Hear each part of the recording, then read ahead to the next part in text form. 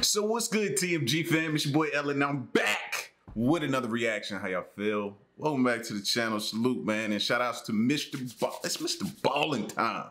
All right, who feel like balling? It's Mr. Ballin' time. This video is titled "The Monster in Her Bedroom Was Real." Now you automatically go back to either Major Payne. Remember the movie Major Payne? Major, it's a monster in my closet. He went in there, he shot the closet. If he in there, he ain't too happy. You even think about that, or all the times do you try to convince your parents that it was something under your bed or in your closet and nobody took you serious? I don't know if this is what's leading by. That's the first thing I think about. But anyway, we're gonna get to this video. If you're new to the channel, man, hit that subscribe button, join the fam, and let's check this out. Town in the middle of America is this two-story house. It's very modest, very plain. There's nothing unique about it, and it's even set far off the road behind some trees, so you really can't even see it.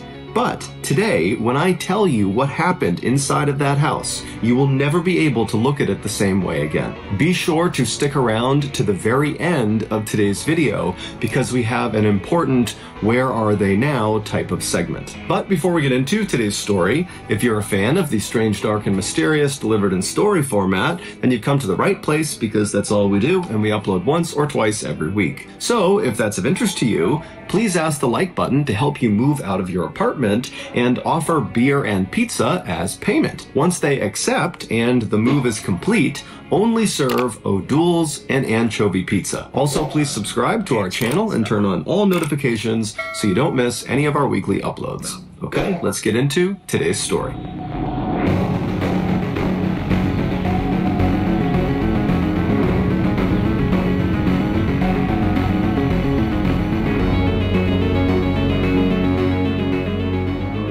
Located in the middle of America is a little town called Hartford, Wisconsin. Downtown, they have the biggest automobile museum in all of Wisconsin. They also have a bowling alley called Dave's Lanes, which sells cheap beer and the best frozen pizza in town. Around the corner from the museum and Dave's Lanes are two other very popular local spots. One is called Scoop DeVille, which is an ice cream parlor that's themed like it's the 1950s, and they specialize in raspberry sundaes. And the other popular spot is called the Mine Shaft, and it's this big family-friendly restaurant that offers comfort food and arcade games. On warmer days, you can find residents of Hartford out on the many walking trails of Woodlawn and Willowbrook, which are two big, very well-maintained parks that are right outside of the downtown area. And on virtually any day, whether it's warm or cold, you can find Hartford residents packed into the Shower Arts Center, which is a local theater, to watch the local theater troupe perform. But none of these attractions are why anybody knows about Hartford, Wisconsin. The reason we know about Hartford, Wisconsin is because of Jessie Blodgett. Jessie Blodgett was a miracle. She was born just outside of Atlanta, Georgia in 1994 to her loving parents, Buck and Joy Blodgett. And Buck and Joy, for the longest time, they couldn't have kids. In fact, they were kind of adjusting to their reality that they would not be able to have biological children when Joy discovered she was pregnant. The couple couldn't believe it. It was like the most incredible thing that either of them had ever experienced. Joy would give birth to Jessie at home with no drugs, no doctors, just Buck, his mom, and a midwife. And when little Jessie poked her head into the world for the first time... And that, fellas, is why they are stronger than us. Wow. Whew. Whew. No drugs, no nothing. Give me drugs. I just hear women say, give me drugs, give me drugs. My bad, back to the story. And a midwife. And when little Jessie poked her head into the world for the first time, Buck and Joy fell instantly in love with her. Not long after Jessie's birth, the Blodgett family would leave Atlanta, Georgia, and move to Hartford, Wisconsin. And it was there, inside of their modest two-story home, about 5 minutes drive from the downtown, that Jessie would grow up. And it was also inside of that modest two-story home where many years later, Jessie would come face to face with a monster. Jessie was always someone the other kids looked up to. She was a brilliant musician who could sing, and she could play the piano and the violin. One of her very close friends growing up, a girl named Jacqueline Knights, said that whenever she went over to Jessie's house, she would walk in and have to yell at the top of her lungs just to get Jessie's attention because Jessie was permanently playing the piano. But Jessie's musical talents were not the only reason people were attracted to her. From a young age, Jessie became outraged by bullying and unfairness of any kind, and so very quickly she developed a very strong moral compass. She became a fierce defender of animal rights, environmentalism, sustainability, social justice, and ultimately ending violence against women. By the time she graduated from high school in 2012, Jessie had become very popular amongst her peers and also amongst teachers and parents. She was a superhero. You know what I mean? Anybody who stand up for all of that, superhero. I gotta, you know what I mean? I gotta hold them up here. Jessie just came off as someone who was wise beyond her years. Jessie always talked about wanting to change the world, and after high school, she kind of figured out how she was going to do that. She decided she would study to become a choir director for either a university or a high school, because through that role, she would be able to teach and mentor upwards of 100 young lives every single year. So in the fall of 2012, Jessie would leave Hartford and head off to the University of Wisconsin in Milwaukee, which is about an hour southeast of Hartford, and there she would enroll in their musical education program. And during that first year at the school, Jessie did so well in that program that she was offered a talent scholarship for the following year. After wrapping up her incredibly successful freshman year in college, Jessie came back to Hartford, Wisconsin to live with her parents for the summer. Now, unlike other college kids that were back home for the summer, Jessie was not treating this break like it was a vacation. Instead, she decided she would just jump right into her musical education career. And so as soon as she got home, she started her own business, teaching voice and piano and violin to kids in Hartford. And within weeks of starting this brand new business, she had over 25 kids signed up. When Jessie wasn't teaching that summer, she was often writing original music with her friend Dan Bartelt, who was also a very talented local musician. Or when she wasn't doing that, she was rehearsing at the Shower Arts Center, where that summer she had auditioned for and landed a central role in that summer's musical, The Fiddler on the Roof. Jessie was the fiddler, and she was very excited about this. The musical opened to a packed house on Friday, July 12th at 7:30 p.m., and Jessie and the rest of her cast were incredible. And then the next night, July 13th, Saturday, they had another big performance at 7:30 as well. And then on Sunday, July 14th, they had a matinee performance at 2 p.m. After that matinee, Jessie and the rest of her castmates headed off to another cast member's house who had a pool, and they had a big pool party to celebrate the end of their opening weekend. And during this party, Jessie spent half of her time sitting around the pool with her castmates, and the other half of the time she spent petting llamas that were in a nearby field. Jessie would finally leave the party and get back to her parents' house sometime after midnight, and when she went inside, her mother, Joy, was still awake. And so when Joy heard her daughter, she came out to the front of the house, and she was getting ready to ask Jessie, how was the party, when she noticed right away that something was off about Jessie. She looked upset about something. And so Joy asked her, are you okay? And so Jessie looked like she was about to maybe go into a lengthy explanation about why she was feeling the way she was feeling, but ultimately, Jessie just kind of stopped herself, and in a tone that was less upset and more just annoyed, she would tell her mom, the guys in the cast, there are these two older guys that were kind of hitting on me, and, those are my friends, and I felt like they were crossing the line, and it was just totally uncomfortable. And so Joy began asking some follow-up questions to get a sense of, how serious this was, and how much older? No. We need to know age. That would have been my first question. How much older? When you say older, what do you mean old? I need to know. Just seemed like... Because that tells a lot. it wasn't that serious, and pretty quickly the two women said goodnight to each other, and they both retired to their rooms to go to bed. The next morning, Buck and Joy got up fairly early, around 7 a.m., and Jessie, she stayed in bed because her only commitment that day was a lesson she was teaching one of her students at around noon, and they'd be coming by the house for that lesson. And so her parents knew she was sleeping in, and so Buck and Joy, they're kind of going about their morning routine. Buck left ahead of Joy, probably around 7 or 7:30, and then at 8 a.m., Joy, right before she left the house, she brought some laundry up to Jessie's room. And so she opens Jessie's door, she goes inside, Jessie's asleep, and Joy, she puts the laundry down, and she considers going over and waking her daughter up just to say good morning and maybe goodbye. But she thought to herself, you know, Jessie never gets a chance to sleep in. She's always got something going on, and so I'll let her sleep. And so Joy just quietly left the room, she shut the door behind her, and she headed off to work. Y'all don't think she dead, do you?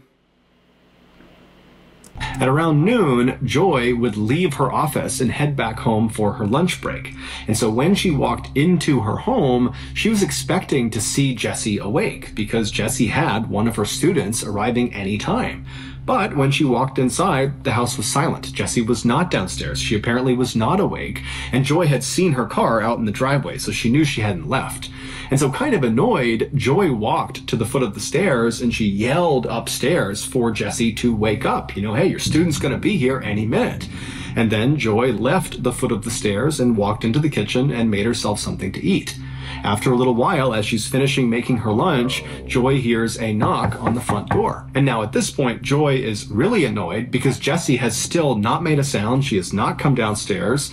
And so Joy, she goes over to the front door, she opens it up, and sure enough, it's Jessie's student. She asks the student to come inside and wait for a minute. And then Joy hustles up the stairs. She goes right over to Jessie's bedroom. She opens the door up. Jessie's still in bed. And so Joy runs over to her to jostle her awake.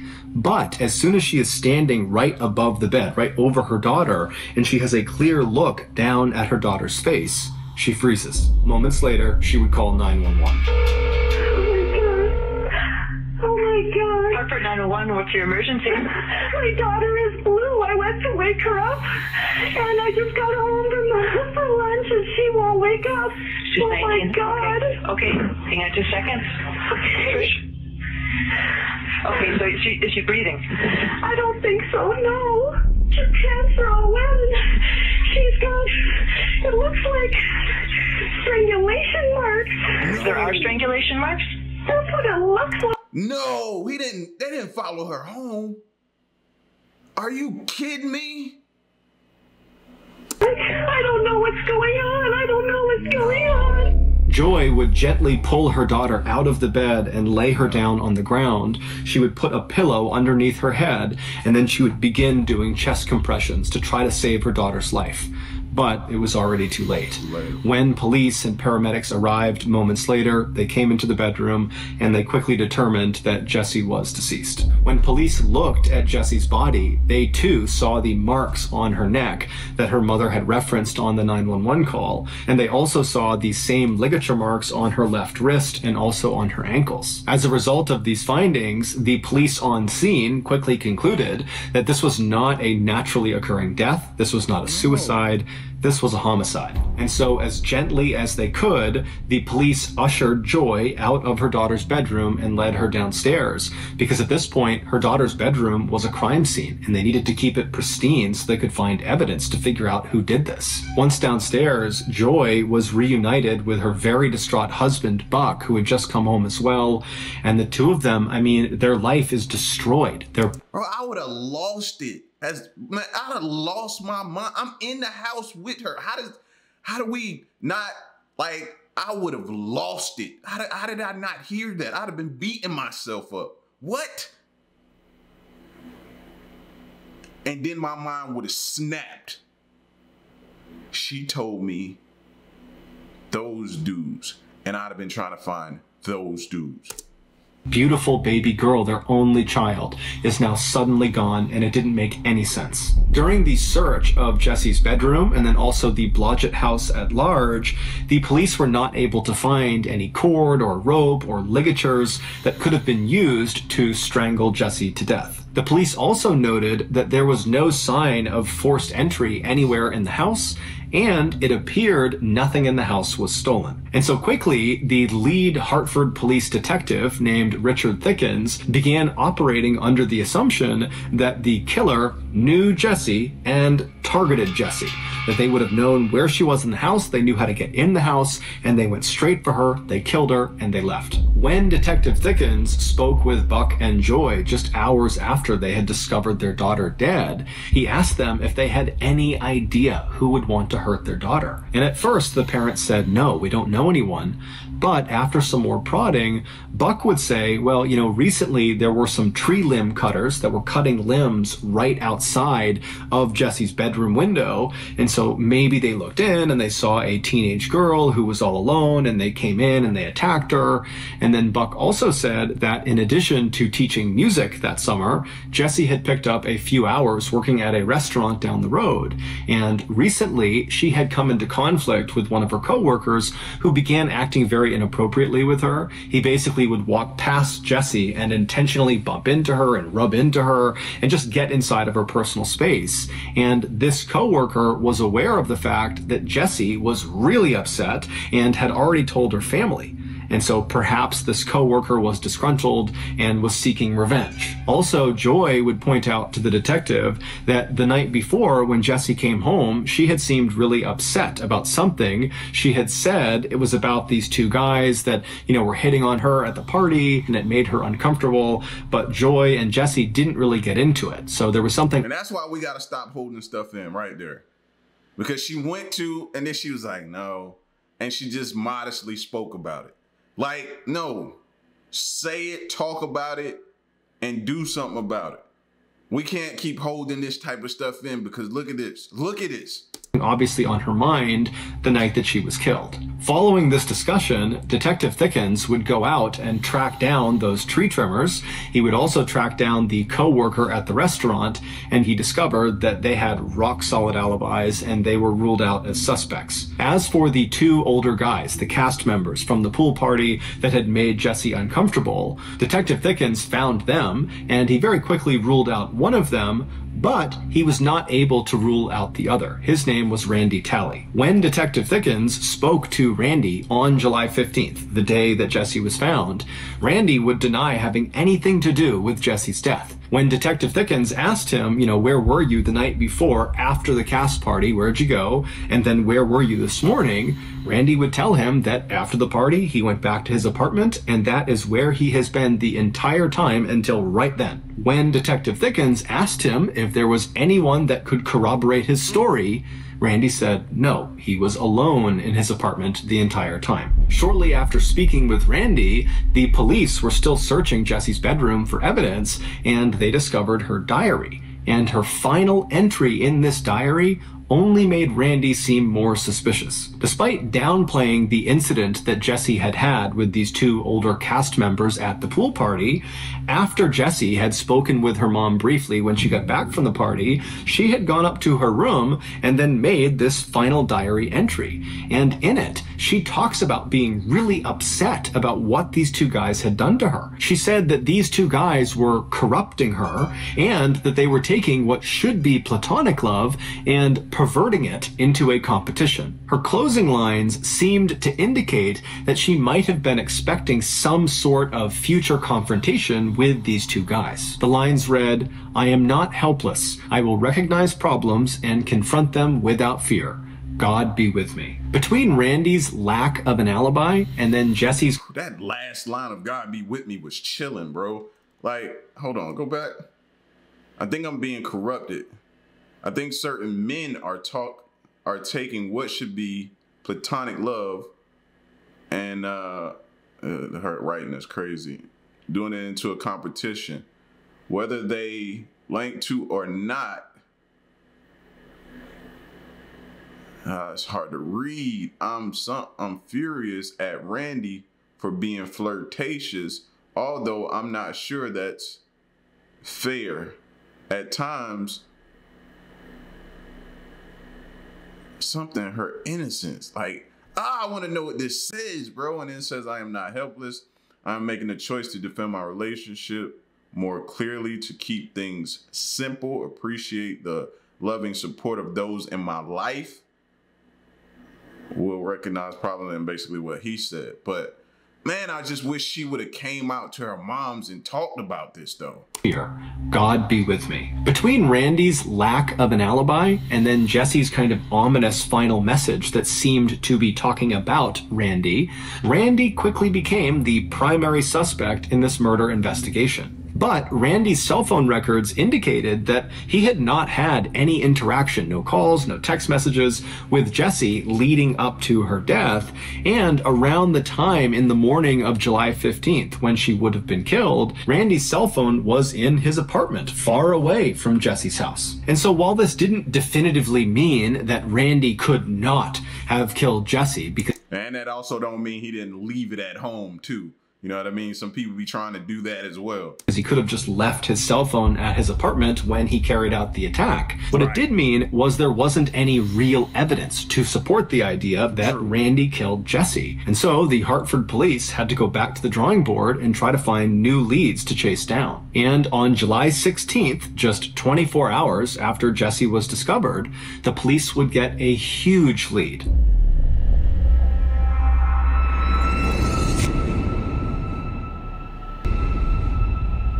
3 days before Jesse was killed, a young woman about the same age as Jesse, named Melissa Richards, decided to take her dog for a walk in a park in Richfield, Wisconsin, which is a small town about 10 miles southeast of Hartford. When Melissa pulled her car into the dirt parking lot that connected to the walking trail she intended to go on, she noticed there was only one other car parked in this lot, and it was immediately on her left, pointed nose away from the entrance. It was this blue minivan. And so as she's driving in, she looked over at it and she noticed the driver had their legs poking out of the driver's side window as if they were laying down across the front seats. And so this didn't really matter to Melissa, but she definitely took note of this person in this van. And so she drives past the blue van on her left. She drives all the way across to the other side of the dirt lot.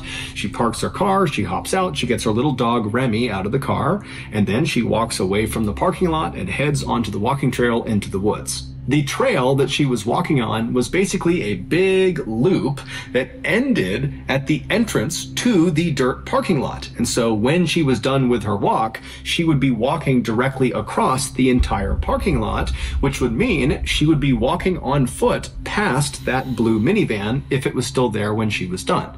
And so Melissa does a 30-minute loop. She gets all the way around and she reaches the entrance to the parking lot, and she sees the blue minivan is still parked where it was, except the driver no longer has their feet poking out of the window. Now she can't see if there's anybody in the van at all. And so Melissa, again, she's not really thinking about this. It's crossing her mind, but she's not on edge about this van. And so she lets go of the leash of Remy, and Remy starts running to the car, and Melissa pulls out her key fob and she opens up the trunk to the car. And so Remy runs over, he leaps into the car, and then Melissa just continues to walk across the lot towards her vehicle. And when Melissa walks just far enough that she is past the blue minivan, she turns to look at it and she sees the person who had been sticking their legs out of the window, the driver, is now sitting in the passenger seat of the blue minivan. The door is open and this person is sitting there staring at Melissa. And so Melissa, she makes quick eye contact with this person and immediately averts her gaze. She doesn't want to be rude, and she just keeps on walking towards her vehicle. But again, she's not worried about what's happening with this van. She's just aware of this person and this van.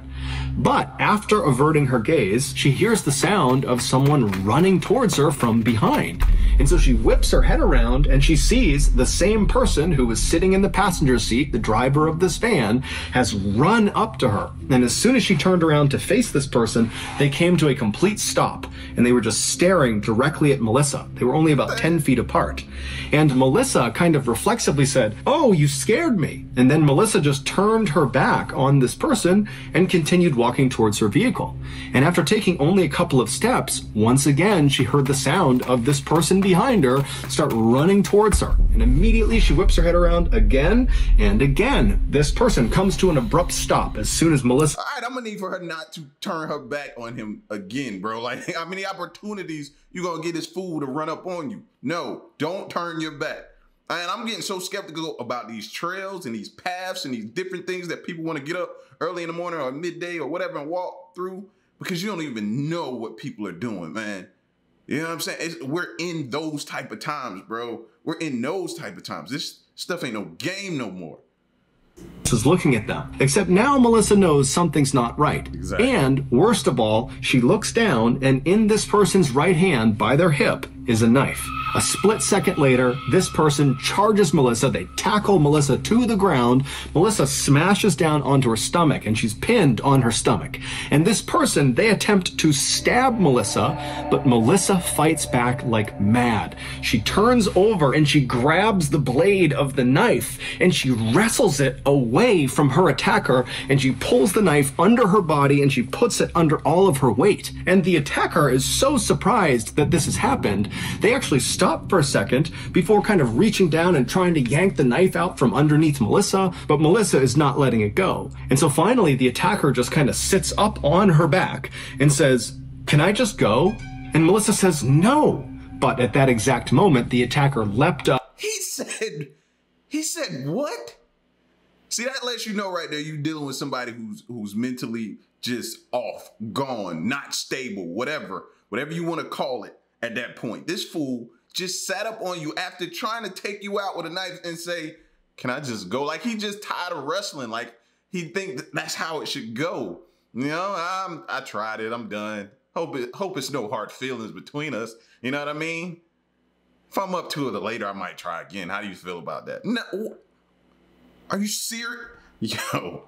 Up and started running back towards the blue minivan. And so Melissa, she's not waiting around to see what they're going to do. And so she jumps up. She's still got the knife in her hand. Her hands are completely ruined. Melissa runs to her car. She leaps inside. She throws the bloody knife onto the floorboard of the passenger seat. After making sure Remy is in the car with her, she shuts the back hatch. She locks the doors, and then she turns around and she sees her attacker in the van peeling out of the lot driving away. And so Melissa is relieved, but she also just wants to get the heck away from where she is right now. She's totally alone. And so she fires up her car and she drives to the hospital. After getting 15 stitches to repair the 3 very deep cuts in her hands, Melissa was transferred to a recovery room where a man named Joel Klossing, who was a detective with the Washington County Sheriff Department, he came into the room and he took down Melissa's statement. Now, Melissa was very shaken up about what had just happened. She had no idea who this person was, why they attacked her, but despite being shaken up, Melissa had the most incredible memory of the event. She knew exactly what her attacker looked like, all the little details, and she knew everything about the vehicle, to include the fact that she knew it was a Dodge Caravan minivan. So she knew the exact type of car, and she guessed it was probably from the years 2000 to 2002.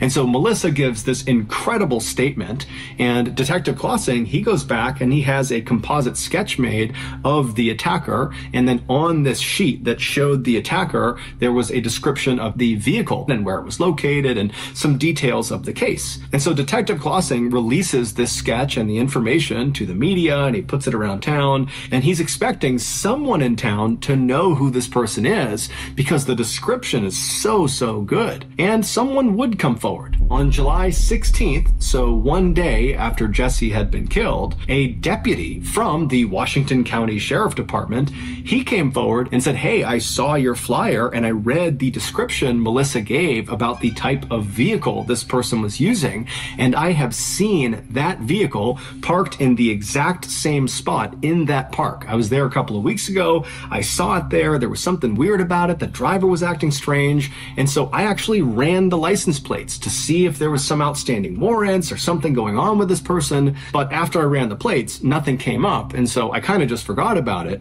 But now I've read this description and I'm pretty convinced it's the same exact vehicle. And so I can pull those plates that I ran and we can see who owned that vehicle, and, you know, maybe it's a match." And so the deputy, he pulls up the information that he had pulled from the license plates of the van he had seen a couple of weeks earlier. And when they looked at the owner of that minivan, there was just no way they matched the description that Melissa gave. It just could not be the same person. And so briefly, Detective Klossing and the deputy believed that, okay, it was just some big coincidence that a very similar blue minivan was parked in the exact same spot a couple of weeks apart. But when Detective Klossing looked a little bit deeper into who the owner of that vehicle was, he would discover they had a relative. That's what I was thinking. Yeah, keep going, keep digging. It's somebody. It could be a son, brother, uncle, nephew, somebody that you can find that description. Don't just give up there. That matched exactly the description that Melissa gave of her attacker. And so on the afternoon of July 16th, so one day after Jesse has been killed, Detective Klossing tracks down the phone number of the relative who looks exactly like the attacker, and he punches that number into his cell phone, and he put the phone to his ear. At the same time, 10 miles to the northwest, Buck and Joy Blodgett were hosting a vigil for their daughter in their home. And so all of Jesse's very close friends and family, they were all there in the living room, and they were sitting around in a big circle, crying together, grieving together, and then also sharing their favorite memories of Jesse. And so while they're all doing that, a phone starts to ring inside of the circle. And the owner of that phone, 19-year-old Daniel Bartelt, who was a very close friend of Jesse's and who had spent much of that summer coming over to the Blodgett household to make original music with Jesse, he stands up and he walks quietly away from the group, and then he answers the phone, and it's Detective Klossing asking Daniel to come into the station to talk about Melissa Richards. Daniel would make his way to the police station that afternoon, and he would be interviewed by Detective Klossing and another detective. And even though they had brought Daniel in to talk to him about Melissa Richards, it was not lost on these detectives how strange it was that Daniel is at the home of a recently murdered young woman where that case is unsolved, and he is now the suspect of another attack on another young woman that happened only a couple of days earlier and only a couple of miles away. And so as soon as Daniel sits down, Detective Klossing kind of casually asks him, hey, why were you at Jesse Blodgett's house when I called you? And Daniel would say, well, I'm very close with Jesse, and so we were there as part of her vigil because she was killed yesterday. And so the detective kind of did gradually shift to Melissa Richards, which Daniel would say he had nothing to do with. But as they began asking him questions about Melissa, Detective Klossing and the other detective noticed that there were cuts on Daniel. I was just about to ask, bro. Look at his body. She fought him. Remember that. She fought him. She had the knife pinned with him before he yanked his hand out up under her on the ground, on that dirt, probably rocks and everything like that. Remember, she fought him. And then all they got to do is bring her in. And I guarantee you, she can identify him. Daniel's hands. And so they kind of cut him off, and they asked Daniel, how'd you get these cuts on your hands? And Daniel was very quick to say, well, I got them at work. A screw kind of jutted out and cut my hands. I move inventory around in a back room of an engineering company. That's my job. And, I just cut my hand at work. And so at that point, the police began really asking very pointed questions about exactly how he hurt his hands and what exactly did he do at his job. And at some point, when it just seemed like there was something off about his story about how he hurt himself, one of the detectives just says to Daniel, if I were to call your employer, this engineering company, would they say you, Daniel, are currently employed with them? Got him. And Daniel, he kind of paused for a minute and then said, no, I actually lost my job several weeks ago. And so now the detectives knew he had to be lying about how he cut his hand because he's just told them that he hurt it at work recently, but he wasn't employed recently. And so Detective Klossing kind of leans in and says, Daniel, so how'd you really hurt your hand? And so Daniel, he begins talking about how he cut it cooking. And Detective Klossing is like, Daniel, nobody would lie about cutting their hand cooking. So why don't you just tell us the truth? And amazingly, Daniel would. He would admit, after some serious pressure, that he hurt himself attacking Melissa Richards. He told detectives that after he lost his job a few weeks earlier, he didn't want his parents to know he had lost his job, and so he had just continued getting up early and leaving the house and coming back later in the day, kind of acting like he had been at work all day, when in reality all he was doing was driving around town and sometimes going to parks and just sitting in parking spots in parks. And so on July 12th, the day that Melissa was attacked, that's exactly what Daniel was doing. He was pretending to be at work by sitting in that parking space in that dirt lot in Richfield, and at some point, He saw Melissa and he decided he just wanted to attack her. He told detectives that recently he had become overwhelmed in college, and so he had dropped out, and then he lost his job. And so combined, he was just feeling kind of scared of life. That's how he described it. And so he wanted somebody else to feel scared too. And so that was why he said he attacked Melissa. But despite admitting, I always think that hearing their reasoning behind what they did is fascinating to me. Did you just hear what he just spat out? That he wanted somebody else to fear life as much as, and be scared of life as much as he was at the moment. Are you serious? Are you serious to me? To this vicious, violent crime against Melissa Richards, Daniel, when asked if he had any connection to the Jesse Blodgett murder, he would say, absolutely not. I love Jesse. I would never hurt her. But when Detective Klossing reached out to Detective Thickens of the Hartford Police and told them you should look at Daniel as a potential suspect in your murder case, it would quickly come to light that Daniel was lying again. Daniel was raised in a good, loving family. He was extremely smart, straight-A student. He was an incredible musician, and he was really well respected by his peers and even by his teachers and other instructors. I mean, this was a kid who had everything going for him. But something went wrong with Daniel, and no one knows exactly why. Shortly before he attacked Melissa, Daniel had become obsessed with killing and death and murder. His internet search history shows that he spent a lot of time looking for actual snuff videos online. Those are videos of actual murder. He also spent a lot of time looking up serial killers and spree killers, and he was especially interested in anybody who killed lots and lots of women. And then finally, right before he would attack Melissa, Daniel, based on his search history, had discovered this one particular pornographic snuff film, and it was of this woman who was all tied up and hogtied, and after being assaulted, she was strangled. And Daniel watched this video over and over and over and over again. On that day, July 12th, as Daniel is pretending to be at work, he's sitting in his car, he looks out and he sees Melissa, she's all alone, and something clicks in his head where he decides he's going to go reenact that wretched pornographic snuff film on Melissa. And so Melissa was likely just at the wrong place at the wrong time. Recovered in that dirt parking lot after the attack was this special, very strong tape that had been in Daniel's pockets during the attack. It had just fallen out. And so it's believed he was going to use that tape to subdue Melissa and then abduct her. But obviously Melissa fought back and Daniel got spooked and ran off. 3 days later, on July 15th, it's believed that Daniel decided he wanted to try again. He wanted to act out this pornographic snuff film, but in real life. And this time, he wasn't going to leave it up to some random victim. He needed his victim to be totally helpless. He needed his victim not to fight back.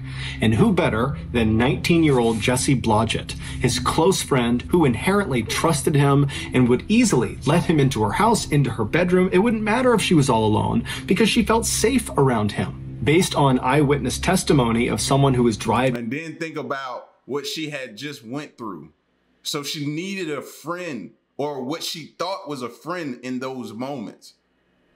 She might even called him over there thinking, I could lean on my friend. I might can't talk to my parents, but I could lean on my friend, talk to my friend.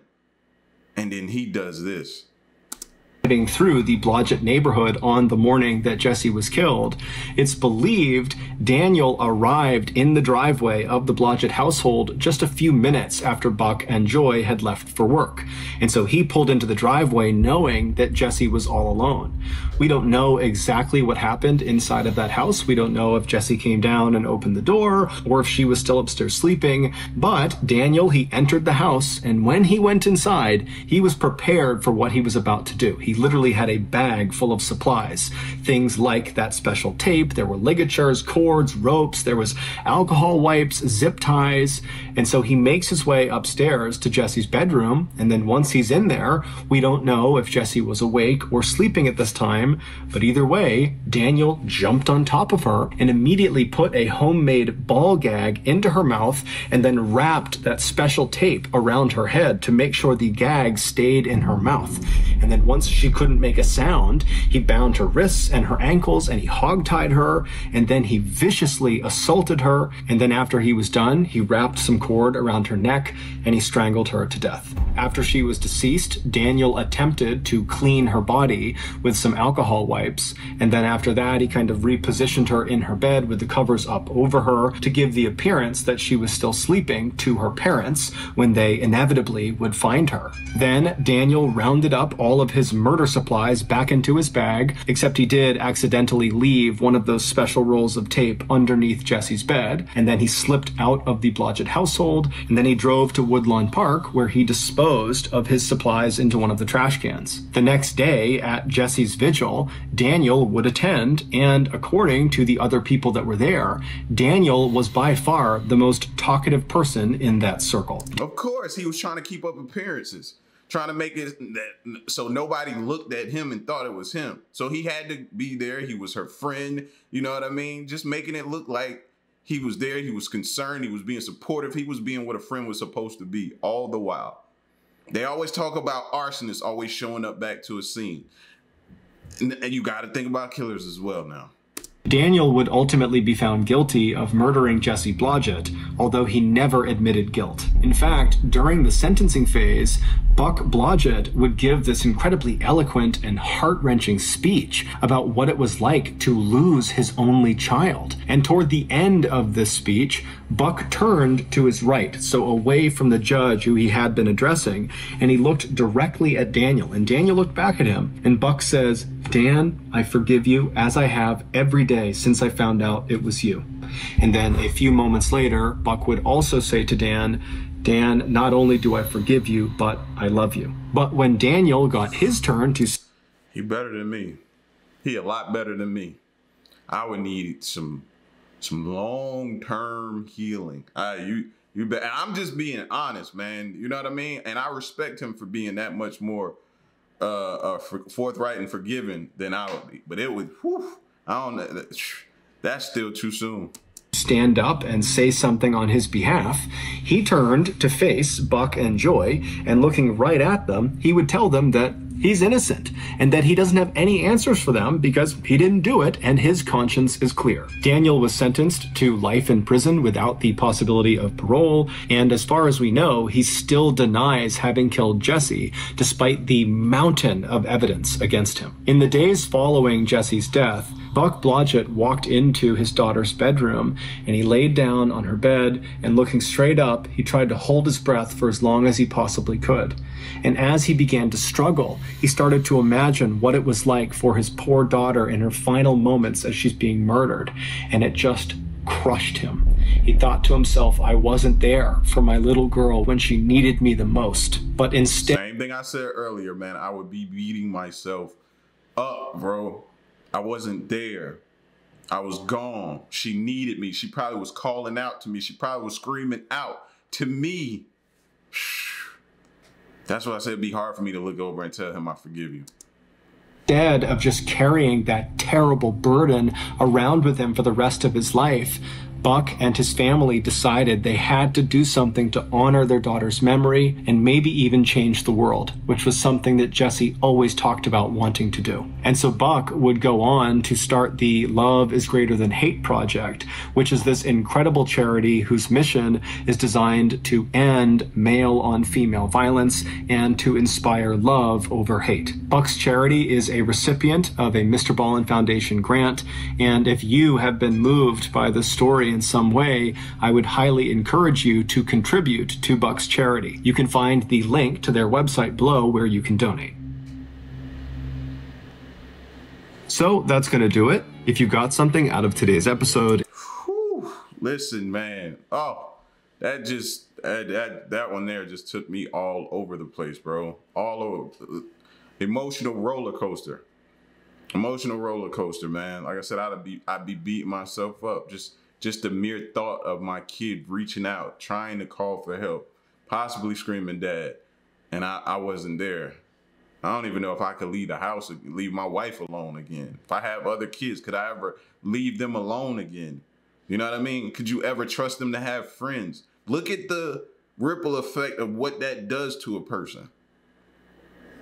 And that's why we always be saying what? Be careful who you trust.